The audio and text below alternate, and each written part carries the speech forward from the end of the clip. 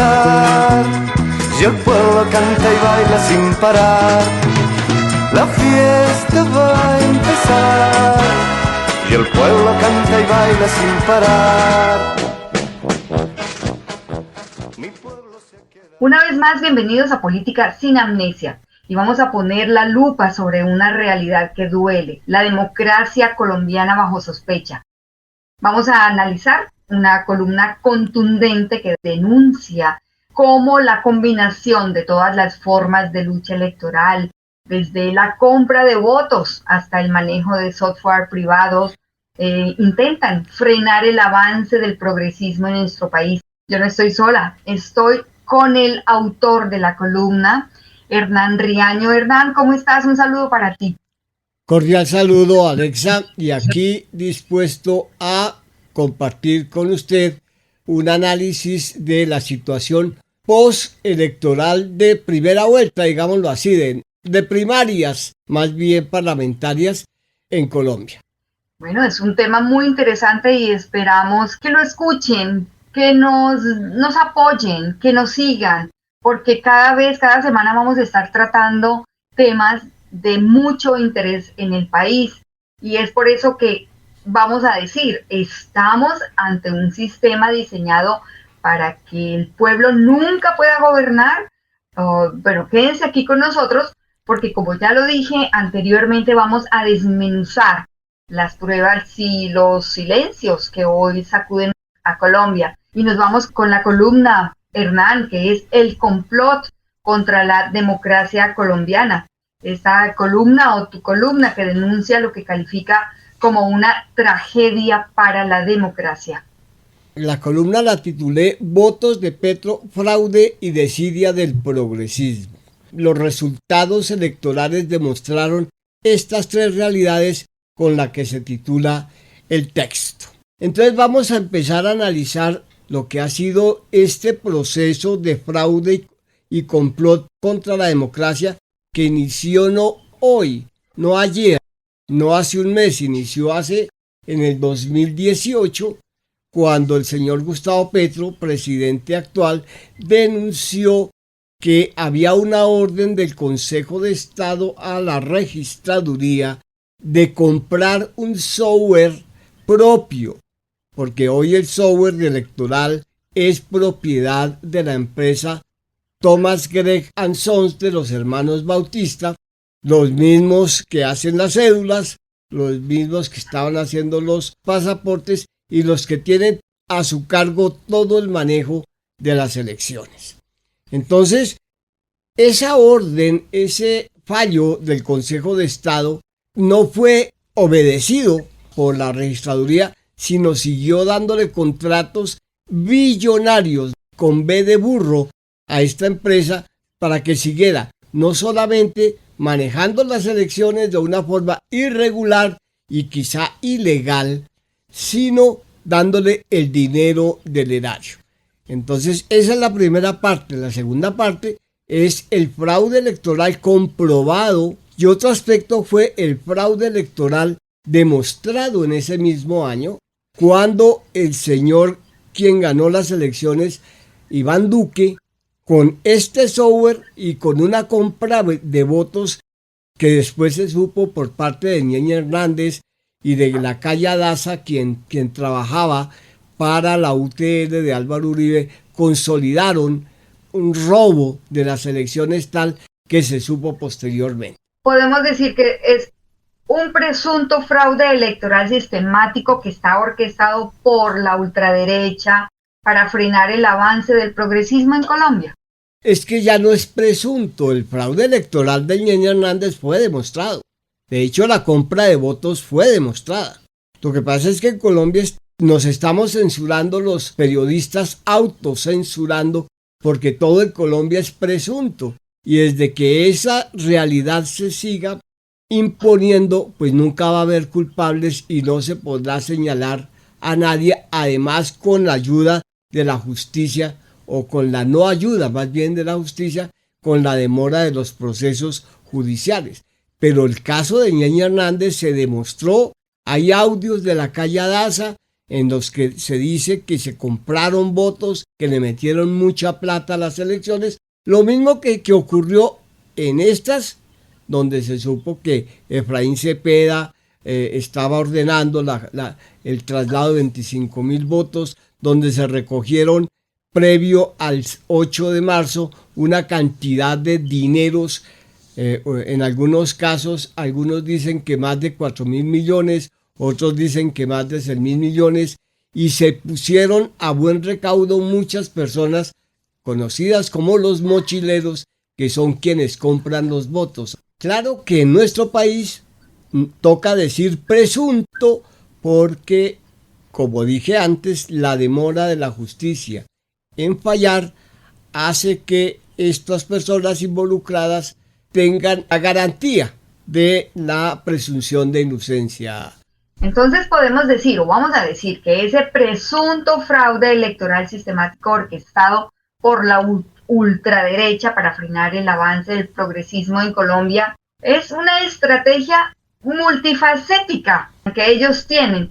Como tú lo dices en la columna, esto no se trata de hechos aislados. Ya lo vimos en Chile y en otros países, Honduras, por ejemplo. La ultraderecha está haciendo golpes de Estado ahora de este tipo, golpes de Estado electorales, donde no permite que el progresismo avance hacia un proyecto progresista nuevo o hacia la continuación de uno que venía haciéndose. En Chile, en la segunda vuelta se unieron todos los candidatos de la ultraderecha y en este momento aparece como presidente de ese país una persona declarada pinochetista, el señor Katz, y es lo mismo que quieren hacer en Colombia. De hecho, se habla para la primera vuelta de 14 candidaturas presidenciales, de las cuales solamente 3 o 4 son progresistas y el resto de la derecha. Ahí es donde se ve el complot, utilizando, como digo, todas las formas de lucha. La ultraderecha, el uribismo, está utilizando todo lo que está a su mano para ganarle al progresismo y evitar que haya un segundo mandato. En este caso sería de Iván Cepeda. Eso significa, Hernán, que los mecanismos de fraude que utiliza la extrema derecha, no solamente en Colombia, sino en Latinoamérica, son los mismos. Ellos están conectados. Hablando de mecanismos de fraude, volvamos entonces a esa forma que en Colombia se presentó y es posible que se presente para las elecciones que vienen ahora en mayo. Ese es el riesgo y ese es el anuncio que vaticinado varios observadores no vinculados a partidos progresistas, la mayoría, sino comentaristas o analistas independientes, pongámosle ese nombre, que están diciendo, bueno, ¿cómo así que están celebrando un triunfo cuando no hubo triunfo? Y permítanme analizamos esto. El progresismo salió el 8 de marzo por la noche a hacer una fiesta, la cual dijeron que habían ganado el progresismo, el pacto histórico específicamente. Pero, ¿qué han obtenido hasta el momento? Se sabe que han obtenido 40 curules para la Cámara y como 28, 29 para el Senado, porque todavía están en disputa una cantidad de votos. Pero aceptemos que se puede llegar a esa cifra. La situación en el 2022, el pacto histórico eligió 16 senadores, le iban a robar 4, hubo la pelea por el fraude de 700.000 votos, inclusive reconocidos por el procurador, aunque con matices, ¿no? Ay, no, es que fue un error del tarjetón, que porque el pacto lo dejaron junto a no sé dónde, junto a sí sé cuándo. Pero lo que sí se reconoció es que casi 700.000 votos se habían trasladado del pacto histórico al partido de la U, ¿sí? O a Cambio Radical, no me acuerdo en este momento. Pero eso ya está demostrado. Repito, tanto así que el procurador actual, el señor El Has, lo reconoció. ¿Por qué no le desmenuzamos a los oyentes los mecanismos de fraude, desde la compra tradicional de votos y la presión al elector, que también lo mencionas en la columna, los métodos sofisticados como la instalación de jurados falsos y la manipulación de lo que vienes hablando del software electoral privado, que según lo que yo entiendo, está incumpliendo sentencias judiciales que exigen un software estatal propio.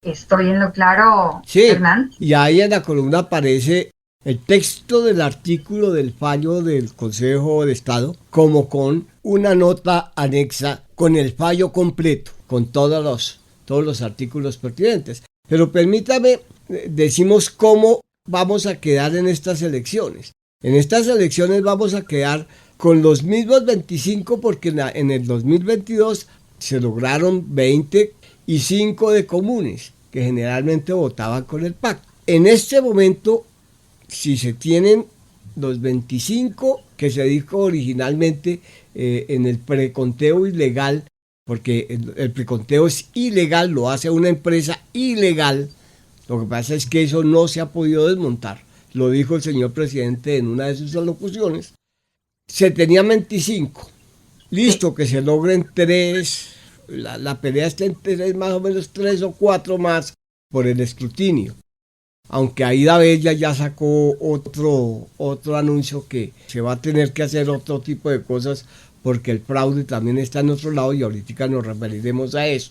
Entonces, a propósito de Aida Bella, Hernán, ¿ella continúa, está en el Senado? Sí, Aida Bella quedó. Además es una persona, además de con experiencia peleadora toda la vida por las causas del pueblo colombiano. Entonces, vamos a quedar con 28, supongamos que 28 senadores, 29 senadores y más o menos 40 representantes. Se necesitaban 52 senadores. De 28 a 52 siempre hay una diferencia bastante grande y sumándole algunos votos de los verdes, algunos votos de los liberales, uno que otro voto de los conservadores y se lograrían por mucho 40 senadores para lograr las reformas. Y ellos siguen con las mayorías. Lo mismo pasa en la Cámara. Se necesitaban 85 representantes y se logran 40 con los votos adicionales, que sean otros 20, serían 60. Tampoco se va a lograr la mayoría absoluta para determinar el cambio que necesita Colombia. Hernán, a mí sí me gustaría entonces saber un poco más por qué fue esa felicidad tan grande de haber ocupado el primer lugar en el Senado cuando, por lo que estamos escuchando, nos faltaron senadores. Es como si nos estuviéramos engañando a nosotros mismos. Pero continuemos con los mecanismos de fraude, que aquí viene el más peligroso, del cual fue denunciado por el señor presidente y ya parece que ya empezó a demostrarse, porque en los E14 ya se están tratando de recuperar los engaños que se cometieron en los E14, que es el formulario donde se registran los votos de cada mesa. Esos votos van a un formulario consolidado E24. Ese E24 lo digita un funcionario que no es de la registraduría, es de una empresa, en este caso Thomas Regan Sons, lo digita y llega al software. Y ese software no registra el voto que le digita, ahí es donde está el veneno. Supongamos, yo digo, 20 votos, yo digito y estoy actuando honestamente. 20 votos por el pacto histórico. El software coge esos 20 votos que yo digité y se los manda a otro lado o los distribuye en otros que él viene programado previamente. Eso también está comprobado, y esa programación. Sí, y lo denunció el señor presidente de la República. Bueno, sí. Eso fue denunciado por el señor presidente de la República. Por eso él viene diciendo desde hace rato, desde el 2018, donde yo asistí a una reunión, a una rueda de prensa, donde él denuncia lo mismo. Lo mismo que está diciendo hoy lo hizo en el 18. Este es parte del audio de esa rueda de prensa. Personas que no nos acompañan no están aquí en Colombia, digamos, no sé cuántos habrán aquí que vengan recientemente. tiene un antecedente, digamos, global, histórico, y es que en Colombia siempre hay fraude. Digamos, en Colombia siempre se roban las elecciones, pero de una manera marginal desde hace mucho tiempo. Es decir, siempre hay peleas en los últimos lugares de una elección al Senado, al Congreso, que muestran al final, cuando se hacen las investigaciones, que efectivamente existió fraude. La última es de una enorme importancia para estas elecciones. Hay un partido aquí de origen religioso que se llama Mira, que participa hace 4 años en las elecciones de Congreso, de Senado. Aparece que no saca ninguna curul, no pasa el umbral, que es un requisito además para que se mantenga como partido legal. El partido hace las demandas y logra que sea la justicia la que examine no solo las mesas, que aquí se llama el formulario de 14, que supone el formulario de 14 refleja lo que está en votos en la mesa, firmado por los jurados, lo comparan con lo que tramita a través de su software la registraduría para dar el dato final consolidado, y encuentran que en la mitad de las mesas hay irregularidades. Es decir, que el software está alterado. Y ese, digamos, el gran problema que arroja hacia estas elecciones. Lo dice no el Mira, tampoco el candidato Petro, lo dice la justicia colombiana, el Consejo Nacional, Consejo de Estado, es la instancia que hace la investigación. El Consejo de Estado se tomó el cuidado de hacer un examen mesa por mesa. En Colombia hay 100.000 mesas. Luego no fue cualquier investigación, lo hizo a profundidad, comparó los formularios C14, que son los físicos de cada mesa, con los resultados que aparecían al interior de la registraduría tramitados ya a partir del software, y encontraron, primero, que el Mira sí había elegido, segundo, que sí tenía derecho a la personería jurídica, pero tercero, que las irregularidades, los desfases entre el formulario de la mesa y el dato de la registraduría, con intermediación del software, eran irregulares en la mitad de las mesas, es decir, en casi 50.000 mesas electorales. Sí, una magnitud así ya no se llama marginal, una magnitud así ya es un fraude masivo. Y la orden que dio el Consejo Electoral, el Consejo de Estado, la orden que dio el Consejo de Estado fue que tenía que revisarse el software, o mediante auditorías técnicas, o un cambio del software por algo que diera una transparencia. Eso al día de hoy, faltando una semana, no se realizó. Fue noticia. Eso se pasó por todos los medios al final ya, y no hubo reacción ninguna. En otro país, el pueblo sale y tumba a ese presidente. En Colombia no pasa absolutamente nada. Yo ya no creo que en otro país, porque acaba de suceder lo mismo en Honduras. Y es la misma empresa. Lo que pasa es que hicieron un engaño bastante grande. La misma empresa que estaba en Honduras fue la que vino aquí a manejarlo, que es una filial de Thomas Gregg & Sons. Entonces el señor registrador sale a decir, no, esa empresa ya no vale, ceden las acciones a otra que es Thomas Gregg & Sons. Y pasa lo que estamos viendo. Esa empresa fue denunciada por posible fraude electoral en Honduras. Y allá se montó el protegido de uno de los mayores personas acusada y condenada por narcotráfico en Estados Unidos, a la que el señor Donald Trump lo indultó previos días antes a las elecciones del país centroamericano. Tiene fresca esa información, porque eso fue lo que nosotros llamaríamos una sinvergüencería. Claro, y es la misma empresa, o sea, lo que quiero hacer referencia es que es la misma empresa. No estamos hablando de una empresa diferente. Entonces, ¿qué pasó en el 2014?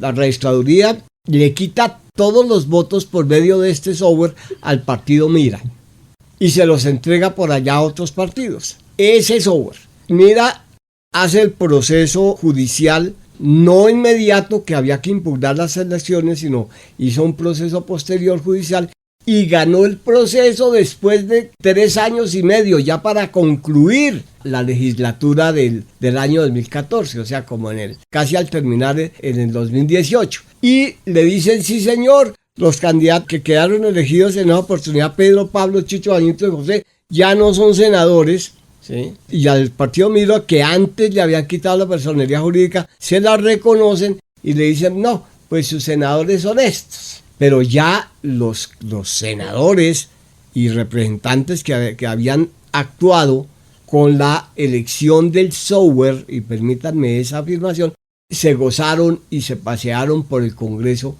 casi los 4 años.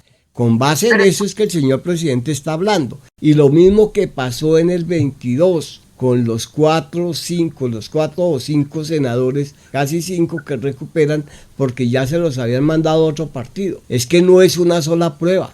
Van varios años con las mismas pruebas y la registraduría se hace, como decíamos antes, el de la oreja mocha, que no oye, sino sale el señor registrador a decir, yo sé lo que estoy haciendo, yo sé, soy capaz, a mí no me critiquen, no sé qué. Voces a las que se le unieron tanto el señor procurador y otros líderes de la extrema derecha que el señor Gustavo Petro está inventando eso, pero ahí están las pruebas. En el 2014 con el Mira y en el 2018 con el Pacto Histórico. Hernán, de acuerdo con todo lo que estamos escuchando de los fraudes o de cómo se realiza el fraude en Colombia, vamos a hablar de Colombia, esto podemos ver claramente que no se puede hacer si están solos. Tiene que haber cómplices. ¿Es posible o estoy en lo cierto si yo puedo decir que las instituciones han sido cómplices de este fraude? Toda la institucionalidad, es que recordemos que todo lo que existe hoy es una creación de la ultraderecha durante todos los 200 años y desde la Constitución del 91 se dedicaron a montar todo un aparato para burlarse de la Constitución. Entonces aquí hay entidades como la Procuraduría, como las altas cortes, y lo que se me hace a mí más grave, el silencio de la Fiscalía ante unos supuestos delitos de fraude electoral, de compra de votos, de instigación al elector, etcétera, no aparece. Es que eso es un delito y la que debiera estar actuando es la Fiscalía.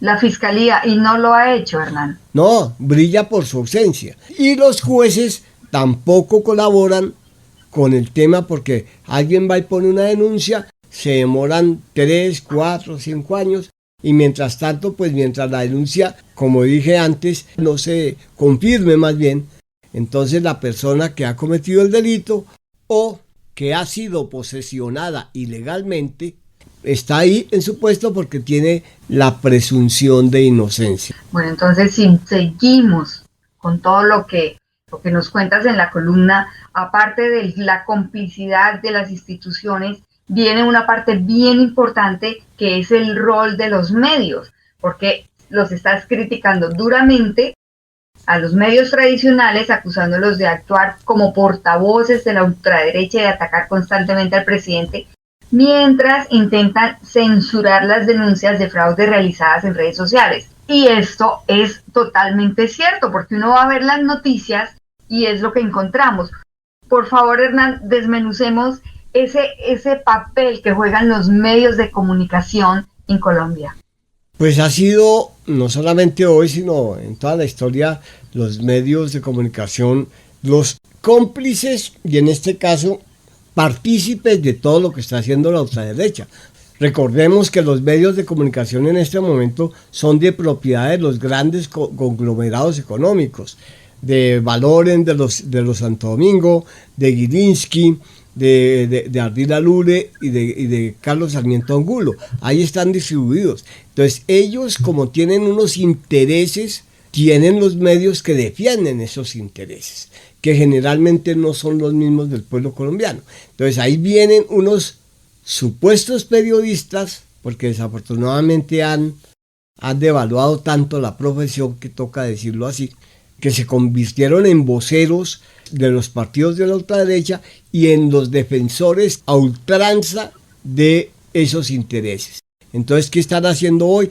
Están minimizando el fraude, están tratando de ridiculizar las denuncias del señor presidente, porque dicen, no, todo está bien. Inclusive hay una declaración del señor procurador que me llamó mucho la atención, que dice, el 8 de marzo fue una fiesta, y lo que pasó fue que presentaron unas denuncias, pero cuando fui a averiguar, no, que eran opiniones, y ante las opiniones no se puede hacer nada. Y había cerca de 1.600 quejas oficializadas ante las autoridades de lo que estaba sucediendo. ¿Qué pasa con esas filtraciones donde supuestamente se coordina la alteración de votos con registradores de confianza? ¿A dónde van a parar? A mí lo que me llama la atención son dos cosas. Que dice el interlocutor del senador Cepeda, Efraín Cepeda, el jefe de la banda antirreformas, como él mismo se autodenominó, que va a mandar unos recursos importantes. Recursos importantes se refiere a dinero, para que sea repartido, y dice el interlocutor, entre registradores amigos. Yo no puedo suponer quiénes son, sino me repito a las palabras de la grabación. ¿Cuánto dinero es? 1 millón, 100 millones, 1 billón, 10 billones, porque es que habla de unos recursos importantes. Y recordemos que previo a este suceso, a este hecho, el señor ministro del Interior había anunciado que uno de los registradores en Córdoba le habían ofrecido 100 millones de pesos por un paquete de 1.000 votantes a favor de un candidato. Y él había aceptado. Ellos no quieren permitir que el progresismo sea nuevamente elegido. Y a propósito de ese tema, se le hacen críticas en la columna, para no decir le haces críticas en la columna al progresismo, haciendo un llamado de atención a los líderes progresistas por lo que estabas diciendo, celebrar prematuramente ese triunfo arrollador basado en datos de un preconteo. ¿Cómo es o por qué es esa crítica para el progresismo, Hernán? Porque estamos previos a que nos pase lo mismo que en Chile. Es que uno no puede celebrar cuando no tiene mayorías decisorias. Sí, están las mayorías nominales. El Pacto Histórico es el partido más fuerte y más grande en Colombia, sí, pero fuerte ¿para qué y grande para qué? Grande en número sí, pero es un número que no es decisorio. Entonces, mientras no haya decisión, poder de decisión, pues no hemos ganado nada. Y segundo, esa euforia lo que hace es despistar a los colombianos, que están bastante también felices por el triunfo, y en muchas regiones de Colombia, me lo han reportado varios amigos, están diciendo, no, nosotros ya ganamos, eso para qué vamos a salir a votar el 31 de mayo, si eso Cepeda ya ganó. Mire el riesgo de no tener la situación controlada. Estos señores del Pacto Histórico que no, en su órgano directivo, que no han salido a trabajar, que no los han obligado a salir a las regiones, es que uno cuando pertenece a un partido, Alexa, sale a trabajar, imagínense. Uribe no descansó en Navidad, salió con Paloma Valencia a diferentes partes, no descansó, mientras que los congresistas, muchos, no todos, porque algunos sí trabajaron, pero desafortunadamente la mayoría no lo hizo como debiera ser, se fueron de vacaciones desde el 26 de octubre y volvieron el 12 de enero. Tiempo importantísimo para haber hecho una campaña electoral seria, porque ya se conocían quién eran los candidatos para la lista cerrada y había que ir a buscar los votos a las regiones, había que ir a conseguir, a convencer a los colombianos, a instruirlos, a capacitarlos de lo que iba a pasar. Y no lo hicieron. A eso me refiero con la desidia, y sigue pasando lo mismo. Estas elecciones demostraron que ese abandono del pueblo por parte de la dirigencia progresista desde el 26 de octubre al 12 de enero fue un tiempo valioso para la ultraderecha, y lograr también, en el caso del Centro Democrático, también logró 4 curules más en el Congreso, imagínese. El pacto duerme en los laureles. Sí, entonces Decimos- quedan 2 meses y un poco más, 2 meses y medio, donde yo llamo la atención para que dejen las sillas en Bogotá, dejen las cafeterías en Bogotá y los que están elegidos por las regiones salgan a convencer, a hacer pedagogía sobre la elección presidencial, a mostrar cuáles son los riesgos, porque no todo está en Bogotá. Yo veo que todo está concentrado en Bogotá y en algunas ciudades. Hay regiones que, por ejemplo, en el Valle del Cauca, en Cali, tanto fue lo que trabajaron allá los del pacto histórico, que lograron unas mayorías asombrosas, pero son casos aislados, ¿sí? Son casos aislados. Y se pudiera haber logrado más si se hubiera hecho el trabajo como debe ser. Y lo mismo le pasó a la izquierda, en Chile. Yo vi los comentarios de la prensa chilena alternativa después de que ganó Katz y decían, la culpa es del progresismo que no trabajó. Así, escuetamente. Suena duro y triste, porque se supone que ese cambio tan esperado que necesita el país, tienen la oportunidad y la están tirando a la basura. Claro, y no solamente, sino el regreso de la ultraderecha a nuestro país va a venir con una fuerza de destrucción inusitada. Es que lo estamos viendo con los vecinos, ¿no? Lo que está haciendo el señor Noboa en Ecuador, lo que está haciendo Katz en Chile. Ya está organizando deportaciones de migrantes y ya las manifestaciones están siendo violentadas por las fuerzas del orden. Entonces, lo que se va a venir en Colombia va a ser bastante duro, sobre todo para el progresismo, porque ellos vienen con unas ganas de venganza porque se les han descubierto todas, no todas, pero la mayoría de las triquiñuelas en todos los sectores del país donde se demostró que ellos se estaban apoderando del erario ilegalmente, Alex. Entonces, Hernán, podemos concluir con la columna, con lo que estamos hablando, que el sistema está diseñado por la oligarquía para enviar un mensaje de exclusión al pueblo. También podemos decir que está demostrando que están dispuestos a usar cualquier medio para impedir que el progresismo gobierne y transforme el país. ¿Es así? Cierto, es que eso es lo que han dicho. Y lo ha dicho de la Espiella y lo ha dicho Paloma. Cuando nosotros subimos, vamos a volver a las jornadas que puso Uribe, vamos a bajar el salario mínimo, vamos a quitarle el bono a los viejitos. Es que lo han dicho. De la Espiella no ha sido claro. Aquí vamos a volver a lo que teníamos antes. Eso no vamos a permitir reformas. Entonces, eso es lo que le espera al pueblo colombiano. Entonces, Hernán, para ir resumiendo, para ir despidiéndonos de nuestros oyentes, para poder decir, yo me atrevería a decir que al final del día no se trata de tener todas las respuestas, pero sí de empezar a hacernos las preguntas correctas. Quizás el primer paso no sea cambiar el mundo, sino simplemente cambiar la mirada con la que observamos hoy. Exactamente. Y es que uno cambiando la mirada puede actuar diferente. Y eso es lo que se necesita, que el pueblo colombiano actúe diferente. Hernán, yo me despido diciendo, podremos seguir ignorando el elefante en la habitación, pero tarde o temprano nos quedaremos sin espacio para caminar.